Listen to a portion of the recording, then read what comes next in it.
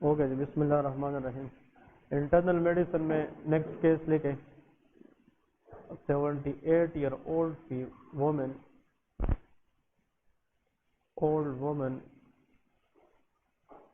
brought to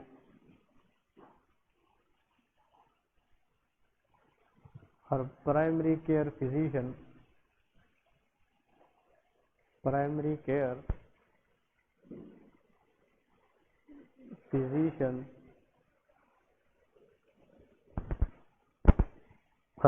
care physician office by her son.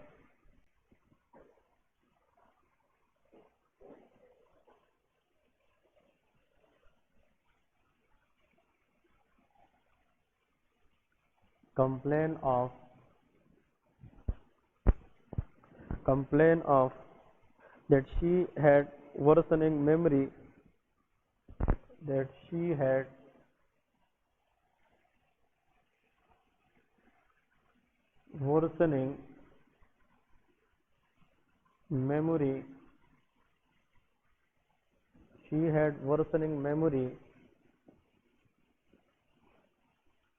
difficulty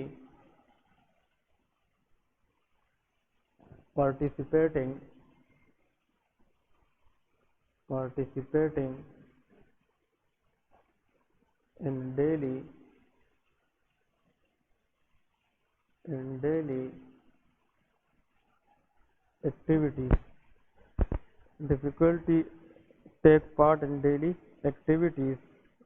as well as difficulty in sleeping as well as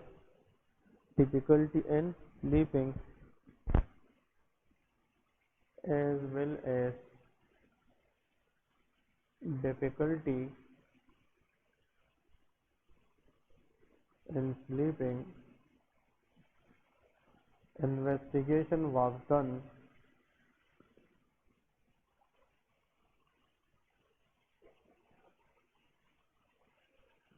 which shows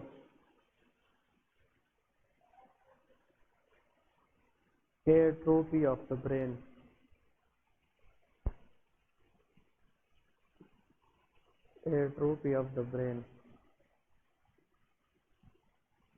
Most likely diagnosis. ہاں جی، اس case کے اندر آپ لوگ کیا لگتا ہے کیا ہو سکتا ہے؟ ایج کو دیکھے 78-year-old woman ہے جناب، اپنے سن کے ساتھ آئی ہے فار ایگزامپل فزیشین کے پاس اس کمپلینٹ کے ساتھ کہ اس کی جو میموری ہے وہ وقت کے ساتھ ساتھ ورسن ہوتی جا رہی ہے، میموری لاس۔ اس کا مطلب یہ ہے کہ ڈیمینشیا اس کو ہو رہا ہے کہ ڈے بائی ڈے اس کی جو میموری ریکالنگ کیپیبلٹی ہے وہ کم ہوتی جا رہی ہے، ساتھ میں وہ سلیپ انیشیٹ نہیں کر پاتی، اس کو صحیح طریقے سے نیند بھی نہیں آتی۔ دوسری پوائنٹ اس کے اندر جو مین ہے وہ یہ ہے کہ ڈیلی ایکٹیویٹیز میں وہ پارٹیسپیٹ نہیں کرتی۔ اور جب ہم نے انویسٹیگیشن کی ہے تو انویسٹیگیشن کے اوپر ہمیں ایٹروفی آف دی برین ملی ہے۔ تو ایجڈ فیمیل یا ایجڈ میل دونوں ہو سکتے ہیں، اس کے اندر جب بھی ورسننگ میموری آ جائے with day by day followed by investigation shows atrophy of the brain. This is the diagnostic of Alzheimer disease. یہ کون سی ڈیزیز کی ڈائگنوسٹک ہے؟ Alzheimer disease. تو اس کی جو ڈائگنوزز ہے دیٹ از الزائمر ڈیزیز۔ تو الزائمر ڈیزیز اولڈر ایج میں کامن ہے کہ ینگر میں؟ اولڈر ایج میں۔ اور پریزنٹنگ کمپلینٹ الزائمر ڈیزیز کی کیا ہے؟ وہ ڈیمینشیا ہے۔ کہ یہاں پہ ایگزامینر آپ کو ڈائریکٹ ڈیمینشیا نہیں بتائے گا، وہ کہے گا کہ جو میموری ہے اس میں جو دن با دن جو چینجز آتی ہے become very very worsen, patient کے لیے ٹربل سم ہوتی جا رہی ہے۔ اگر ہم 1 سال پہلے پیشنٹ سے پوچھے اس کی میموری کی جو ریکالنگ کیپیبلٹی تھی وہ اچھی ہوتی، لیکن اب ڈے بائی ڈے اس کی جو میموری ہے وہ کیا ہوتی جا رہی ہے؟ ورسن ہوتی جا رہی ہے۔ تو that is Alzheimer disease. Alzheimer disease کی رسک فیکٹر لکھے کہ what are the different risk factor for Alzheimer disease, کہ وہ کون سی فیکٹرز ہیں جس کی وجہ سے الزائمر ڈیزیز کے چانسز زیادہ ہوتی ہے۔ Number 1 female gender. Female gender is more prone for Alzheimer as compared to male gender.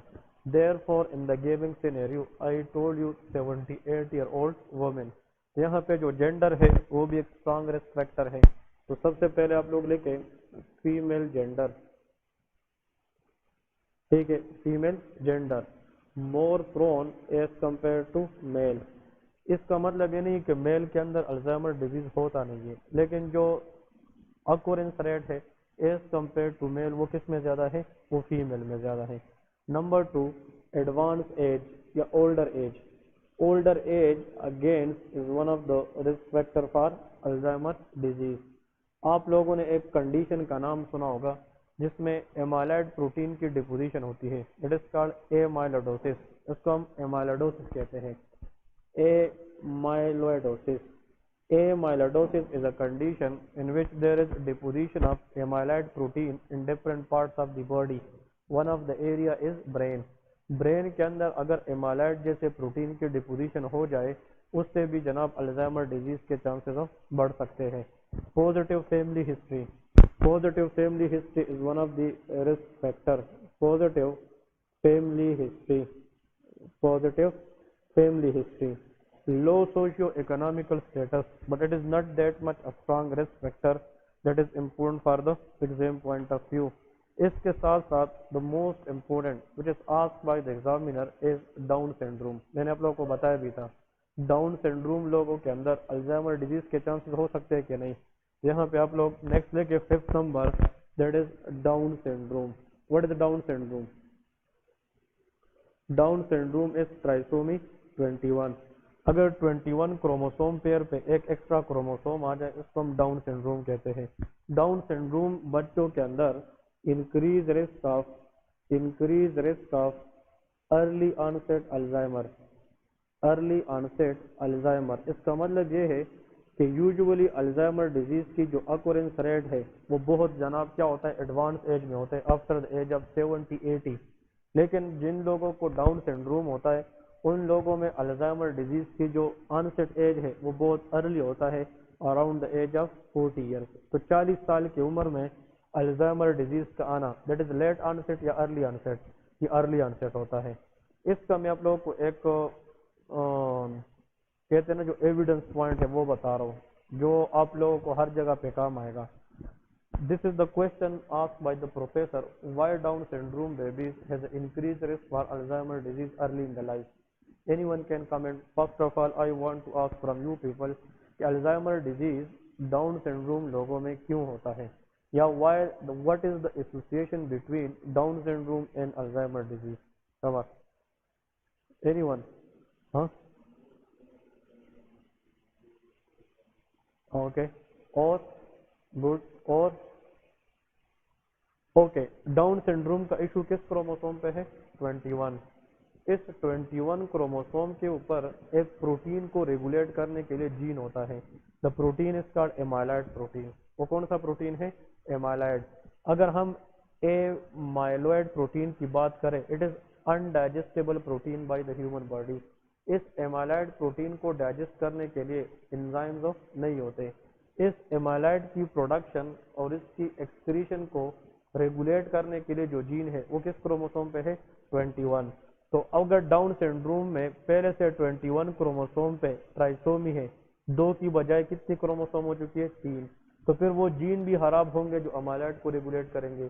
تو پھر ان لوگوں میں امائلائڈ کی ڈپوزیشن چانسز زیادہ ہوگی کہ نہیں؟ تو الزائمر ڈیزیز اس لیے ہوتا ہے because Down syndrome increase the risk for amyloid deposition which is amyloidosis and amyloidosis can lead to Alzheimer disease. Clear ہے؟ تو یہ کوشچن یاد رکھیے کہ ڈاؤن سنڈروم میں الزائمر ڈیزیز کی ارلی آنسیٹ کی جو موسٹ امپورٹنٹ ریزن ہے وہ dysregulation of which protein? Amyloid protein.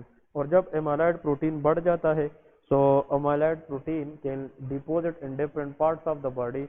One of the area is what? Brain. اور برین کے اندر یہ ڈپوزٹ ہو کر کیا ہو جاتا ہے؟ شاباش الزائمر ڈیزیز کرا دیتا ہے. کلیئر ہے؟ الزائمر ڈیزیز کی جناب اگر ہم کیا کرتے ہیں اس کی ہم ایج کو دیکھتے ہیں اور اس کی symptom ڈیمینشیا is the strong point. لیکن ڈیفینیٹیو ڈائگنوز ہم اٹوپسی پہ کرتے ہیں. اٹوپسی کا مطلب کیا ہے کہ ڈیڈ ہونے کے بعد جب ہم اس سے پیس آف ٹیشو لیتے ہیں تو ہمیں وہاں پہ پتہ چلتا ہے کہ جو برین کی ڈفرینٹ پارٹس ہے وہ سائز میں کیا رہ چکی ہے؟ چھوٹی. Atrophy of the brain on different part that is the hallmark of Alzheimer disease. لیکن یہاں پہ ایک MCQ لکھے کہ ڈیفینیٹیو ڈائگنوزس یہ MCQ لے کے ڈیفینیٹیو diagnosis of Alzheimer disease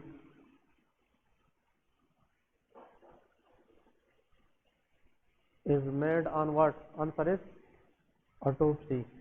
autopsy से ही हम डेफिनेटिव डायग्नोज बनाते हैं। ये एमसीक्यूज याद रखें। ऑटोप्सी के बगैर हम डेफिनेटिवली नहीं कह सकते कि अल्जाइमर डिजीज है, लेकिन जस्ट डेमेंशिया को देखते हुए, एजेड बंदे को देखते हुए we can treat as Alzheimer disease, लेकिन we have to look for autopsy changes also. Autopsy is very important to look for Alzheimer disease. इसके लिए जनाब ट्रीटमेंट हम क्या दे सकते हैं? ट्रीटमेंट में जो एट्रोपी हो चुकी है, जो डेमेंशिया है, वो तो हम वापस नहीं ला सकते, लेकिन हम प्रिवेंशन ऑफ प्रोग्रेशन का मतलब ये है कि हम डिजीज को मजीद प्रोग्रेस करने से क्या कर सकते हैं? बचा सकते हैं। तो हम कोलिन एस्टीरेज इनहिबिटर देते हैं।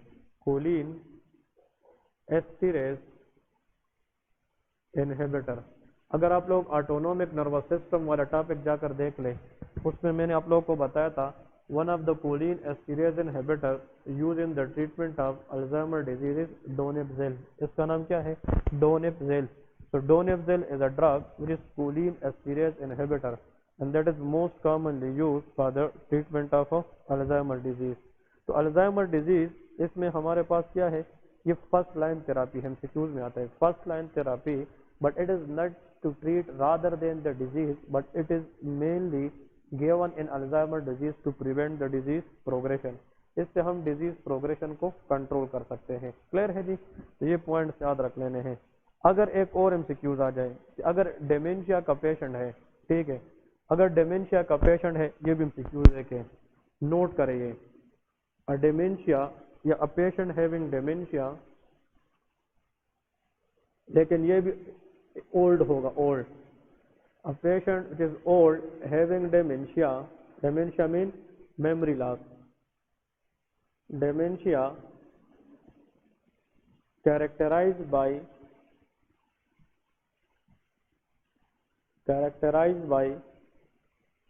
atrophy of frontal and temporal lobe. ये दोनों एमसीक्यूज याद रखें। ऐसा पेशेंट जिसमें डेमेंशिया के साथ साथ एट्रोपी दो लोब की हो चुकी हो, फ्रंटल और टेम्पोरल, तो ऐसे डिजीज को क्या कहेंगे? अल्जाइमर डिजीज के अंदर टेम्पोरल लोब एट्रोपी नहीं होती, लेकिन अगर ऐसा कंडीशन जिसमें ओल्डर एज के अंदर डेमेंशिया भी हो, लेकिन फ्रंटल लोब के साथ साथ टेम्पोरल लोब की भी क्या हो चुकी हो? Atrophy. The disease is called PICK, pick disease. इसको हम पिक डिजीज कहते हैं। इसका एग्जैक्ट मैकेनिज्म अननोन है, लेकिन ये ओल्डर एज के अंदर rare form of neurodegenerative disease है, और इसके अंदर जनाब फ्रंटल और टेम्पोरल लोब दोनों की क्या हो जाती है? हमारे पास एट्रोपी हो जाती है। इस पिक डिजीज का दूसरा नाम है फ्रंटो टेम्पोरल लोब डेमेंशिया। इसका दूसरा नाम क्या है? फ्रंटो टेम्पोरल लोब डेमेंशिया, क्योंकि इस डिजीज के अंदर फ्रंटल लोब और टेम्पोरल लोब दोनों की एट्रोपी हो जाती है, जिसकी वजह से मेमोरी लॉस हो जाता है। तो ऐसा डेमेंशिया जिसमें फ्रंटो टेम्पोरल लोब दोनों इन्वॉल्व हो जाए, the condition is known as pick disease. Pick disease, इसमें जनाब ब्रेन की जो एट्रोपी है, it is diagnose by doing CT scan और एमआरआई। सीटी या एमआरआई पे हमें पता चलता है कि there is atrophy of the frontal lobe end of temporal lobe. The treatment is symptomatic. हम ट्रीटमेंट सिम्टोमेटिक कराते हैं, पेशेंट की आउटपुट को देखते हुए हम ट्रीटमेंट कराते हैं। क्लियर है जी? तो treatment is always of what? Symptomatic in nature. लेकिन क्वेश्चन याद रखें कि ओल्डर एज में डिमेंशिया के साथ दो लोब की एट्रोपी, वैसे total how many lobe? 4 pairs में होते, frontal, temporal, parietal and occipital. तो frontal temporal lobe atrophy is known as pick disease. It is called fronto temporal lobe dementia. इन लोगों ने लिखा it is a rare progressive form of dementia characterised bye atrophy of frontal and temporal lobe, usually affect the edges after 70, but the exact mechanism is still unknown. Diagnosis is made based on history and clinical examination, but atrophy of the brain, which is frontal and temporal, mainly be seen on doing MRI or CT scan, but the treatment is symptomatic. Treatment हम symptomatic कराते हैं. Clear है? Next treatment लेके शाबाश, एक case लेके, clinical case, ये clear है कि नहीं? हाँ जी. तो हम फिर बाद में काज मालूम करते हैं ना, हम काज मालूम करते हैं ताकि इसमें अगर ये इशू है तो फिर नेक्स्ट बंदा इसकी जेनेटिक पॉइंट ऑफ व्यू के साथ फैमिली हिस्ट्री भी इसमें आ सकती है. तो मतलब ये कि उन बंदों को हम फिर कोई टॉनिक सिरप वगैरह दे सकते हैं ताकि उसकी ब्रेन जो है ना लॉन्ग रन में हम क्या करें, उसको हम न्यूट्रिशन प्रोवाइड करें, मल्टीविटामिन. यस, वो भी बिल्कुल बात बन सकती है. ये बंदा तो चला गया, ये तो नहीं, लेकिन जो आने वाला है या इन लोगों को हम फिर जो फैमिली मैरिजेस, कजन मैरिजेस, ये चीज़ें कहते हैं कि आप ना करें, क्योंकि इसके अंदर फैमिली हिस्ट्री पॉजिटिव भी आ सकती है. ठीक है जी. और हमें काज भी पता चल जाता है. अगर आप एक बंदा मर गया, उस पर किसी का शक था कि यार ये जो है ना अल्कोहल की वजह से या किसी और चीज़ की वजह से, तो काज को भी रूल्ड आउट करने के लिए हम अटोप्सी कर लेते हैं. ठीक है जी. नेक्स्ट केस लेके,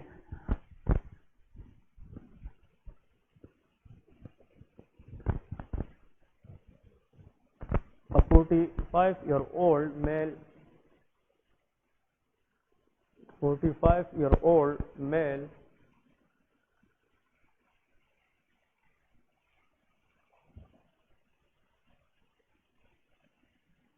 alcoholic from the last 20 years brought to the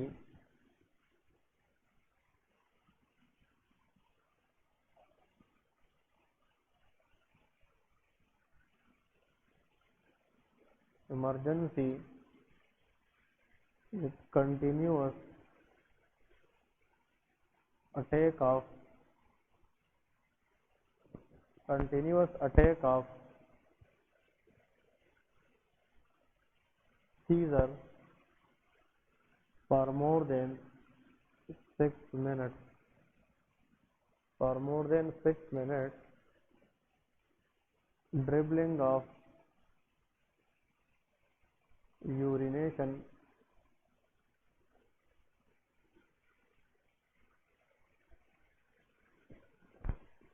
tongue biting, tongue biting was noted,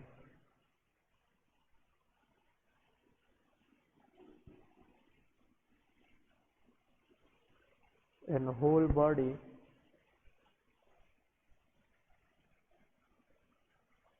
become whole body become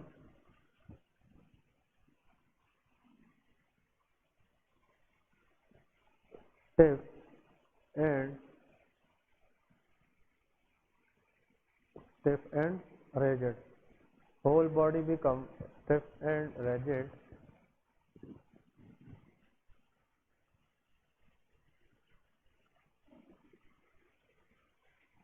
most likely diagnosis or initial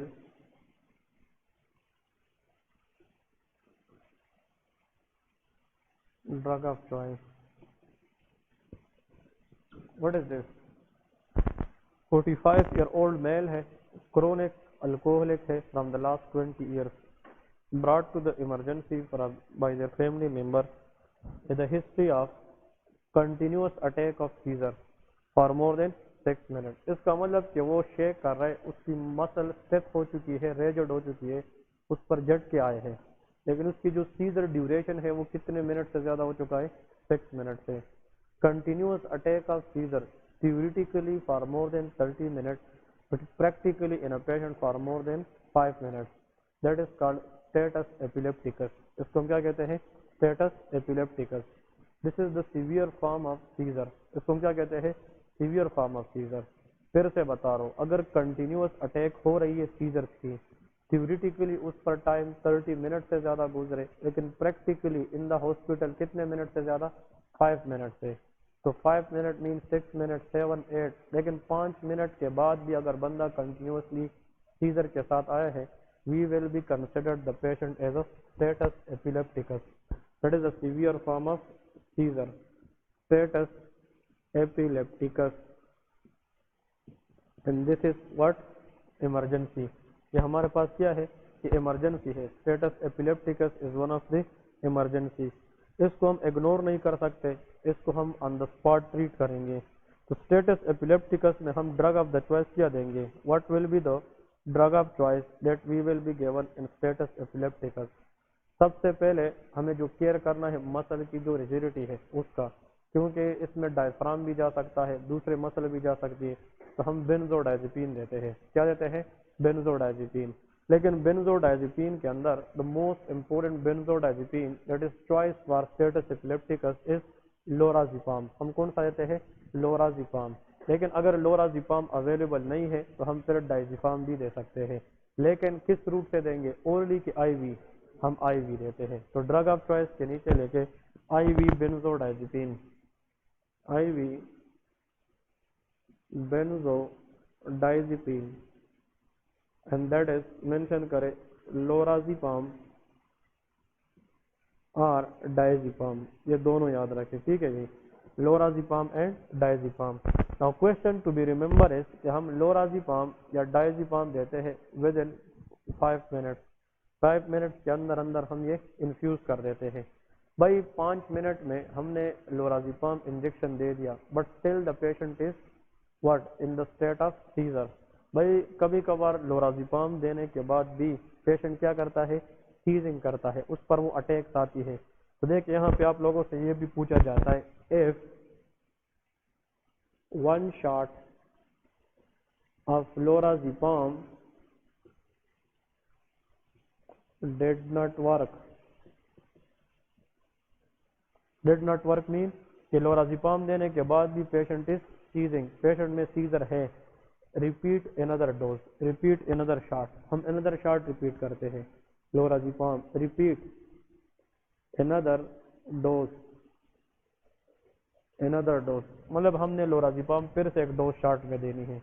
फिर भी कभी कभार दूसरे शॉट में भी बंदा क्या करता है? स्टिल सीजिंग करता है।